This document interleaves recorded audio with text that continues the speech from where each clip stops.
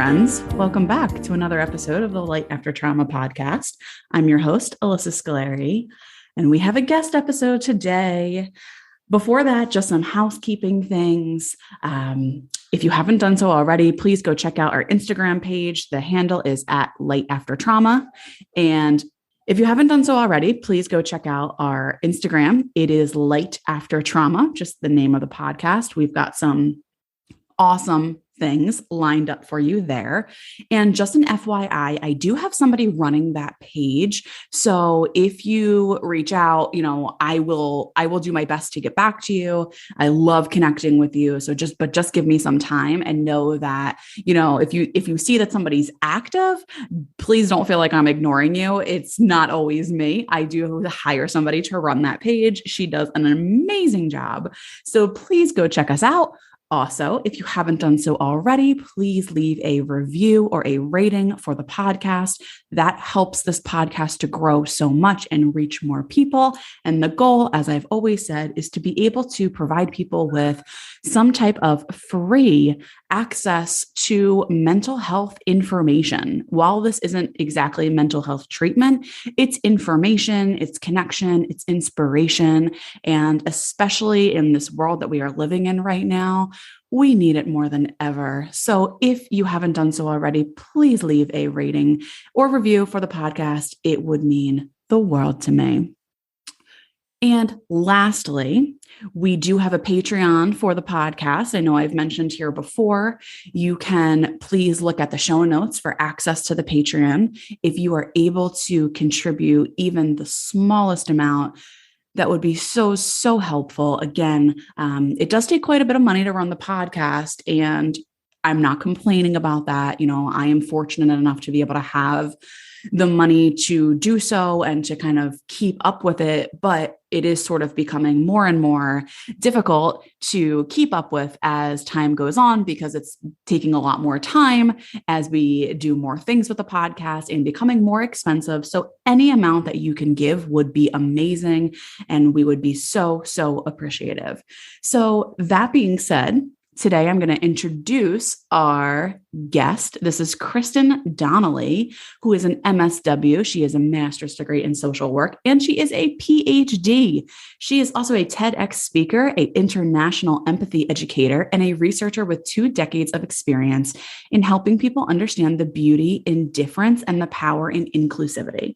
She's one of the good doctors of Abbey Research, COO of their parent company, and an unapologetic nerd for stories of change. Kristen lives outside of Philadelphia with her husband, where they are surrounded by piles of books and several video game consoles. So hi, Kristen. Welcome. How are you? I am fantastic. How are you doing, ma'am? I am good. I was reading your bio and felt like I was reading about myself for a second. Not just because we're from like the same area, but like the piles of books and video game consoles. Yeah. Do you have like a favorite game you're playing right now? Well, I'm perpetually playing Stardew Valley. Like I'm just always in a playthrough of Stardew Valley. But in anticipation of season 2 of The Witcher coming back out, I'm doing a replay of Witcher 3. Nice. Yeah, I mean, it's me. It's 1,000% me. I am on a huge Kingdom Hearts kick right now. I haven't dived into that one yet. It's on I own it. I just haven't started because I'm not home enough to devote my time to a whole new world. Yes, that's exactly what it is. It's a whole new world. And I'm addicted. I mean, I can't stop.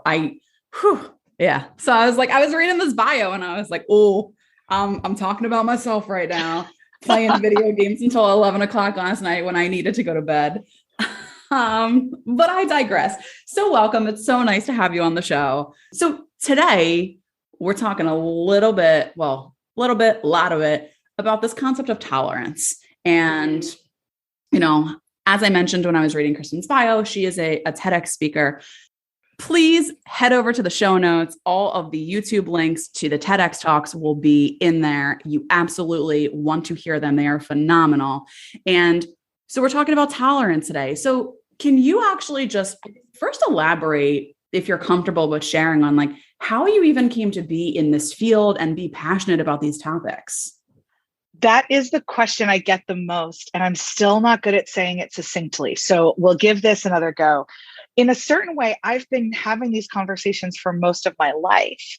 My family bought a company in 1991 when I was 7 years old, and it is in a really under-resourced area of Philadelphia. And my dad's goal was to bring jobs back to that neighborhood. So it's a manufacturing company. We make dye. You've used our dye, you just don't know it, but like we make this stain that they use in the pap smear to see if people have cancer.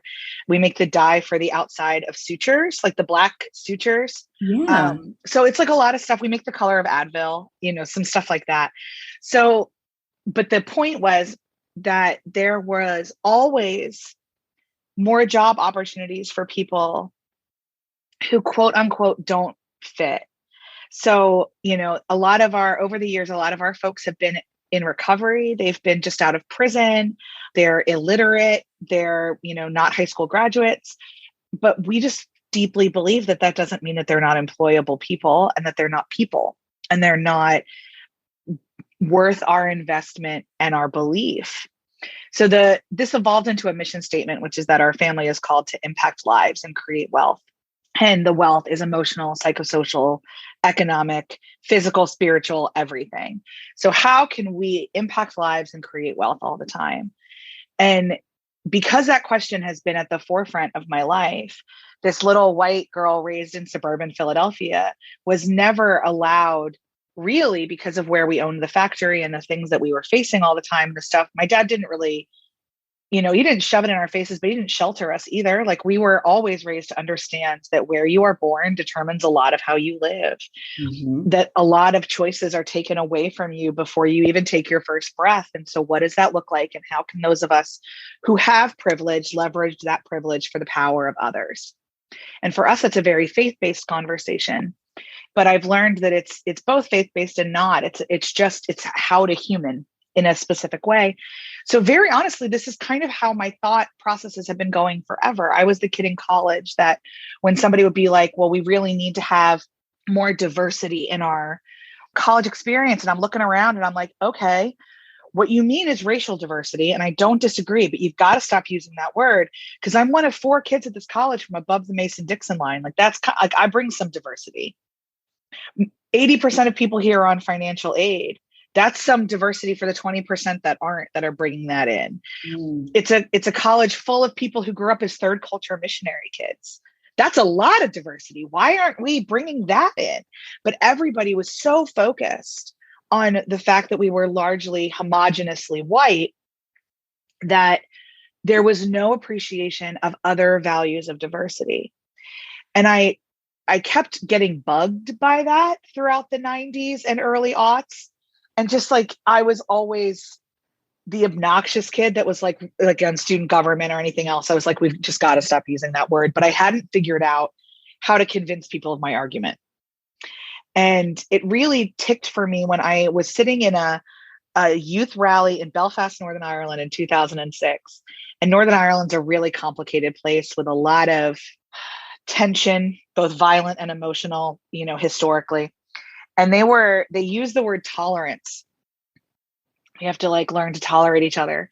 And it hit me like a ton of bricks that was actually one of the rudest things we could do. That tolerance is simply acknowledging that someone else is allowed to exist. That somebody else is alive because it is illegal to kill you. It does not encourage relationship. It does not encourage curiosity. It really doesn't even acknowledge their humanity. It just acknowledges their existence. Yeah. And so for about 10 years, I chewed on it. I did as much research. I'm a nerd and I have a lot of grad degrees. And so I did as much research as I could into really, truly, what does diversity mean ecologically, spiritually, everything, what does diversity actually mean? And the more I looked into it, the more I realized that tolerance is garbage. And tolerance, that this is what the 90s came to, those coexist bumper stickers drive me up an absolute wall now. That. The coexist bumper stickers? Yeah, just, because this is what we were giving to other people. Like all we were told as kids. So I'm an elder millennial. I'm the Oregon Trail generation. And what we were taught was to tolerate each other. We were never actually taught how to have conversations with each other. Mm-hmm. We were never taught about how to appreciate that someone else's way to be human is just as valid as yours. We were just taught to tolerate. So I looked around the planet and I realized, I started tracing some things back, and I was like, okay, a lot of this is because we were taught to tolerate each other. We don't, like, there's so much pearl clutching these days over like, we don't know how to have conversations. So I'm like, well, we never really did. We never. Yeah. There was pockets of humanity, like especially in small towns, where like you had to get along whether you wanted to or not. Like there was a lot of forced proximity. That's still not inclusivity. That's just forced proximity. And so, okay, we've done all this. We've got 2,000, 4,000, 900,000 years of human history, depending on who you talk to. And we've never done this well. But we have all the science in front of us that shows we've never done it well on a large scale. We've done it well in interpersonal relationships. But with the continuing calls to walk away from your family if they didn't agree with you politically, or to walk away, to assume who somebody was based on what they retweeted on Twitter, I just started getting really nervous that all we were going to do was keep fracturing even further, and we were going to calcify into those fractures. And so when it came time to do my first TEDx application, this was the idea I knew. If I shared no other idea for the rest of my life, this is the one I wanted to present, which is that we have to stop tolerating each other and we have to start welcoming each other instead. And that doesn't mean being in a relationship with toxic people. It does not mean being in relationship with people who deny your humanity, but it means getting to know them a little bit first to know whether they actually do or not, or they just retweeted something dumb. Yeah. It's saying, like right now, as you and I talk, there's so much kerfuffle over J.K. Rowling. So much. I absolutely believe that her beliefs around trans people are damaging and murderous and actually violent. The calls for absolutely every person to completely abandon Harry Potter is also not productive or helpful, especially with all the research that we have, that reading Harry Potter indicates that children will be more empathetic and open to difference than if they didn't. And so I think for me, I mean, like, the internet is a fear machine. We carry around fear machines in our pockets. Yes. And so if we take J.K. Rowling, is she a trans exclusionary radical feminist? She absolutely is. Is like, she's even kind of claimed that she's not ashamed of it anymore. She's gotten really loud about it. She gives a lot of money to those causes. This isn't a secret. But it does not mean that somebody who still finds a lot of identity as a Hufflepuff is also a TERF. Yes. And it might, but it doesn't, there's not, correlation does not equal causation. And we can have conversations with each other to then determine the boundaries we have to set, rather than setting those boundaries before the conversation all the time. And really, honestly, what I'm advocating for is that humans are messy. And so life is messy, and we just need to allow each other to be messy instead of these kind of very black and white boundaries that a lot of us have instinctually begun to draw because the fear machines told us to. Yes. And I mean, my brain jumps right into like this cancel culture.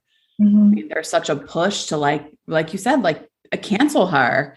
And for people who are Harry Potter fans like myself, with a slew of Harry Potter pop figures sitting on the shelf behind me, Harry Potter saved me in my childhood. Like, I say that, I'll tell anybody that. I say that all the time. I found so much comfort and solace in those books.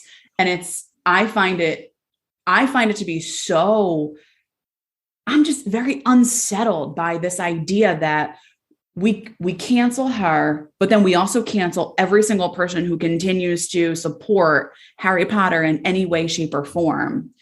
And I guess the question I have for you is like, how do you propose, like, what happens instead? What does that idea of being more welcoming and allowing people to be messy, how do we find that middle ground between holding folks accountable, but also allowing them space to be messy? So in terms of, so let's keep going with this Harry Potter because it's actually a pretty good one. So today on Tumblr, I saw somebody say, your love of Harry Potter is not more important than somebody else's life. And that statement to me is an encapsulation of a lot of false assumptions. First of all, that my love of Harry Potter does not mean that I loathe that trans folks are being murdered. My love of Harry Potter does not mean that I do not believe that trans women are women and trans men are men. It does not mean a lot of things. And so we can draw the boundary and say that J.K. Rowling is a TERF. If I make the choice to not go and see any of the new movies, for instance, because she is a producer on those. And so that puts money in her pocket.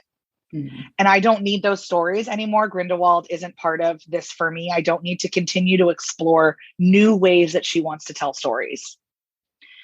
But that 7-book canon is incredibly sacred to my 20s. And to erase them from my 20s is doing some retroactive work that isn't kind to me or who I was then or anything else. So all that being said, I think we can cancel J.K. Rowling. I think we certainly can. I think we can stop giving her platforms. However, the problem is that we will always be giving her money. This is the same thing in which Disney is a problematic corporation. And they are terrible in so many ways and beautiful in so many others. She appears more clear-cut because she's one person. And she's very out and loud about her. And obnoxious. She's obnoxious about it. Oh, like she is. She is. Yeah. And that's just, I have no problem, calling a spade here, as they say in the UK. Like, she's a problem. She's a problem. But she is not the only one who makes money in Harry Potter. She is not the only one who is caught up in this universe. She is not the only one. She is an industry. She is a corporation. So the first thing that I always say, and my business partner, Dr. Aaron, and I talk about this a lot, is that you can love problematic things as long as you understand that they're problematic. That's a really interesting concept. So part of adulthood is saying, oh my God, I love Harry Potter so much, but I look back now and it's hella racist. And the way that she did sexuality is weird because now we know why. And retroactively retconning Dumbledore's sexuality was kind of shady. Like, we can say all of these things. Snape actually caused so much trauma for the students that he terrorized, like Snape. And I can still say that all truth is truth and all goodness is goodness. And Hermione is one of the ways I learned that it was okay to be smart. All of those things can be true at once. It can be true that she gave us a definitive world that literally saved the lives of millions of children around the world. And that she advocates personally for the exclusion of a marginalized group. Both of those things can be true. And they are true. And it sucks. So some of it is saying things like, I absolutely love sports. I love sports so much. I watch sports all the time. Would I love to also tell you that I struggle to watch the NFL because I've read the research on CTE? Absolutely. Is football something that I find a lot of joy in and that kills people? Yeah, both those things are true. And really, to me, one of the examples of this not going well is that we can't have an honest conversation in the United States about guns. Because people who love guns can't accept that what is also true is that they kill children. Mm-hmm. You can have a deep love of this culture that I personally do not understand. This can be a part of your identity, but I need you to also accept that they're too easily accessible and that mentally ill folks can shoot up rooms full of kindergartners. Yep. I need you to hold those two things as true. And then we can start having conversations. Yes. We've been under this illusion as humans that things are simple, that things are supposed to be easy, that as we get older, things are more clear cut. No, pals, as we get older, they get messier. And we all still have this myth that at some point in life, it was easy. Yes. It wasn't. Back in the day, quote unquote, right? There is no day. Is no. I mean, there's a Great Dane Cook joke where he says, like, back in the day, which was a Wednesday, by the way. I love Dane Cook. Whatever somebody says. And like, he's terribly problematic, but he had some really good jokes. He's horrible and I can't listen to him anymore, but he had some amazing jokes. Like, all of those things are true. Tina Fey has some spaces to grow, and she is not good at being an inclusive comic. No. But Liz Lemon is one of the most profound comic characters we've ever had. All these things are true all at once. But we got to start being honest. We got to stop being scared to say the messy things. Because canceling, I'll say this, canceling shouldn't be a knee-jerk reaction. It should be a consequence of a lot of actions. So I can't remember. It was like, so there's a Broadway star who I really like, who came out and said that she was anti-vaccine and that she wouldn't be getting vaccinations. And a lot of her co-stars, which they have every right to do, were kind of like, cool, I'm never working with you again. Like, right. I'm not ever doing this again. But I watched the Broadway community immediately be like, well, we're canceling her. And I was like, okay, that seems quick. And then people started to kind of come with other receipts of other things she's been doing. Like, guys, this is emblematic. This isn't like one thing she did. This is emblematic of an attitude of how she's treated other people. This is kind of, she's shown us who she is, and now we can believe her. Right. Right. It's been a buildup, not like Brett Kavanaugh showed us who he was. We should have believed Dr. Ford. Yes. Yes. Larry Nassar showed us who he was. And we needed to believe the gymnasts. So when people show you who they are, we need to believe them, as Dr. Angelou said. When people do something dumb on Twitter in the year of our Lord 2012 and we unearth it, we need to see a bigger context. So that's kind of how I would say it. Like, it needs to be a much more messy conversation. I should also say everybody's decision on this, your mileage may vary. If, as you're listening to this, your choice is that you cannot engage with Harry Potter, rock on, mazel tov, do you, that is fine. Zero judgment from me. Oh, yeah. Where it becomes is when you begin to shame me for my choices and how I'm going to interact with this very messy, very uncomfortable, absolutely nobody wins here situation. Yes.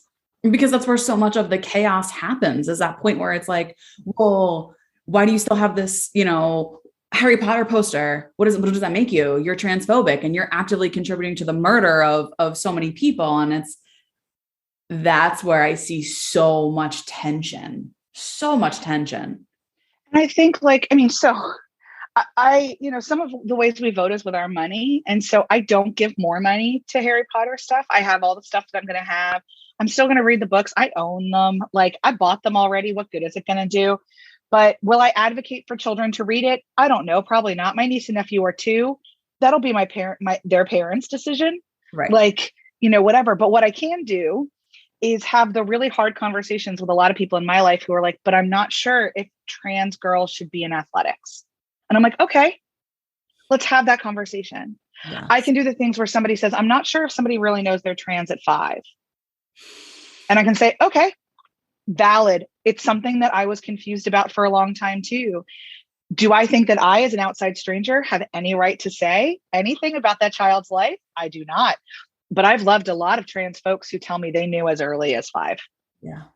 And so I want to listen to them. And so here's the messiness. Guess what, guys? This is all really new. Health insurances still aren't paying for surgeries. This is all still really new. We're going to figure this out together. But let's start by acknowledging the humanity in that person. Let's start by acknowledging that whatever they're going through is hard. Let's start by acknowledging that everybody wants to be heard, seen, and safe. Fundamentals of human life. Yes. Let's start there. And then if it gets messy after that, it will. Let's just assume it will. Right. It always does, almost. Because it has to. Got to, for any real effective change to be made. Or for any real effective relationships. Think about the people that you actually claim as like deep and true relationships. Are any of those relationships clear cut? They're all messy. Oh. I love my husband and would like to throw him off a bridge a lot of days. Yes.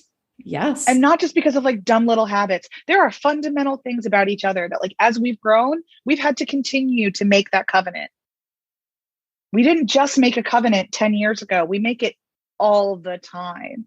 And every relationship is like that. I hear that parenting is kind of hard. Just a rumor.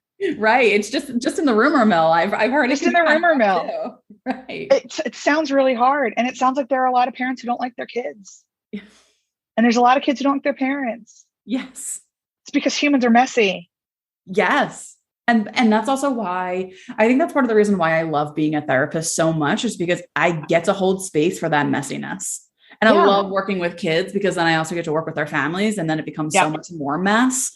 But that is where that's where the beauty happens. And that's where I think so much gets heard, because at the end of the day, no matter where you are and no matter what your beliefs are, as you said, the goal is to be seen, heard, and understood and safe. Exactly.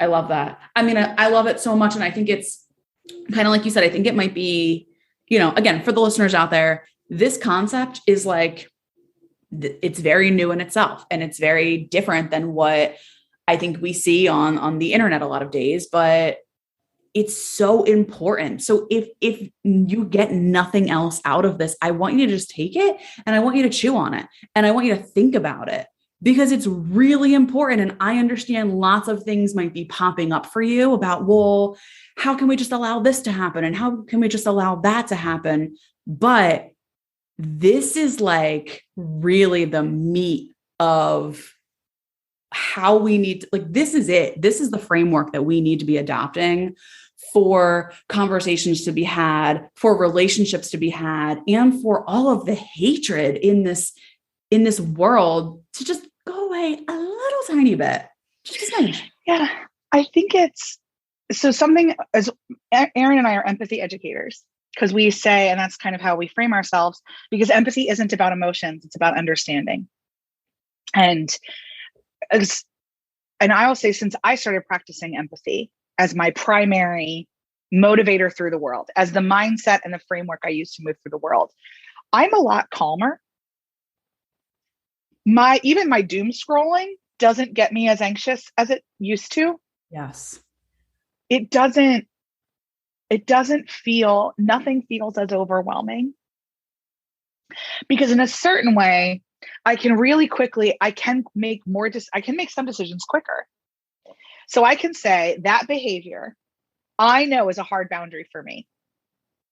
Somebody engaging in that behavior is somebody I cannot be in authentic relationship with. They are still a human. They are entitled to that, all of that. I cannot be in a relationship with them. If I'm ever put into a position where I need to work with them one-on-one, one of the questions that we will need to talk about is that behavior. Yes. And that's it. It's that clear cut. So like there's around vaccines, I have a lot of immunocompromised people in my family. And so I was like first in line to get the vaccine, first in line to get the booster. Like, I'm like, just pump me with whatever you want. I don't care. I'm not a physical scientist. You tell, like, everyone on the planet is saying this is a good idea. Cool. I'm in line. Yep. And yet we all are doing life with a lot of people that see these vaccines very differently. And so when I discover that somebody is not vaccinated, my policy very quickly becomes, I cannot be within 6 feet of you without you wearing a mask. That's your hard boundary. And if that is not something that you are willing to do, we will need to interact on Zoom. Yeah. Yes. That's not tolerating them. That's not saying that they're not a good person or they're evil. That's simply saying you have made choices and I have made choices, and this is the intersection of our choices. Yep. Exactly. And so like once I made that kind of policy in my life, and that's the phrase I use a lot, it's my policy. It's my policy to do this. I love it. Life got a lot less stressful. Yeah. It just did. And I get more curious. And so my question now a lot is like, well, I'd love to know, why aren't you getting vaccinated? Not judgy, like legitimately, I'm just really curious. Like, what is your intersection of these decisions here? Yes. The curiosity piece is so important. It is so important. It's what changes the world. It's the only thing that ever has. Yes. And no one also changes. Like, I'll say this to you, and you know this as a therapist. Absolutely nobody changes their worldview through shaming or statistics. Thank you. And I also would like to add that nobody changes their world view or their opinion on anything because of a fight on the internet. Absolutely not. Nobody. They might change their behavior because of shaming or statistics. Exactly. But as a therapist and as a social worker and as an empathy educator, I'm not looking to change behaviors. No. I'm looking to change worldviews, and I'm looking to change how people move through the planet. And that never changes through shaming, statistics, or being yelled at on the internet. Yes. It just doesn't. Yes. It just doesn't. Like, Aaron and I have a YouTube channel, and the comments we get sometimes are hilarious. You know, where somebody's like really coming for us and we're like, okay, dude. Like, we want to like respond back with Taylor Swift gifts and be like, you need to calm down, man. Like, yes. You are bringing a lot of anger to a conversation that we are bringing zero anger to. So like, relax, breathe. Do you need a hug? Do you need a puppy? Do you need a glass of water? What do you need in this moment? Because yelling at us isn't going to fix it. Yes. Yes. Which is typically like always, that's kind of my response. So many people will be like, you know, how do you work with people who have such differences? How do you work with people who refuse to get vaccinated? And it's just like, because I want to understand. Yep. We have to. We have to. If we don't understand, then we are making no progress. And I respect that for some people, this is all overwhelming. Absolutely. And the idea of trying to get to know new people or new ideas is really hard. And so we get the question, like, where should I start? And our answer is that we live in such a beautiful time of facilitated curiosity. Start with a Netflix show. There is a really great documentary on Netflix right now called Crip Camp. It is about this Crip Camp. Oh, I haven't heard of it. It is about the foundations of the Americans with Disabilities movement. Statistically, we'll bet that you don't know anybody, that whoever's listening to this within the sound of my voice might not know somebody who is affected by the ADA Act. But spoiler alert, if you have any sort of mental health issue, you are, because mental health is included in the ADA. So it's a great documentary. It was Oscar nominated. It's an hour and a half of your life. And I've not heard of it. So that's the thing. So you don't know where to start. This is all so overwhelming. Pick a thing. One thing. Pick a thing. Do the one thing. Yeah. Watch a documentary, listen to a podcast, go to a cultural festival in your town and ask a question. Go to a restaurant where you can't pronounce the food and fumble your way through it. They're used to it, I promise. Yes, they're so used to it. Pick a thing. Pick a thing. Pick a thing. Pick a thing. There's no shame in not knowing unless you actively choose to ignore. Yes. And that is dangerous. That is dangerous. Well, thank you so much. I mean, I'm so passionate about this topic because it absolutely pushes us outside of our comfort zone. Especially as millennials, right? We were literally not taught to ask questions. We were taught to just truly coexist, which doesn't help. It like you said, it just fosters greater separation. So I really love this topic. I'm all about exploring uncomfortable things. And this is one topic that I can see that could make people feel some kind of uncomfortable things, but that's for sure. Happens. So thank you. Thank you for sharing. Thank you for coming on the show today. I really appreciate it. My pleasure. Thanks for all you're doing. Thanks for listening, everyone. For more information, please head over to lightaftertrauma.com, or you can also follow us on social media. On Instagram, we are at lightaftertrauma, and on Twitter, it is at lightafterpod. lastly, please head over to patreon.com/lightaftertrauma to support our show. We are asking for $5 a month, which is the equivalent to a cup of coffee at Starbucks. So please head on over again. That's patreon.com/lightaftertrauma. Thank you, and we appreciate your support.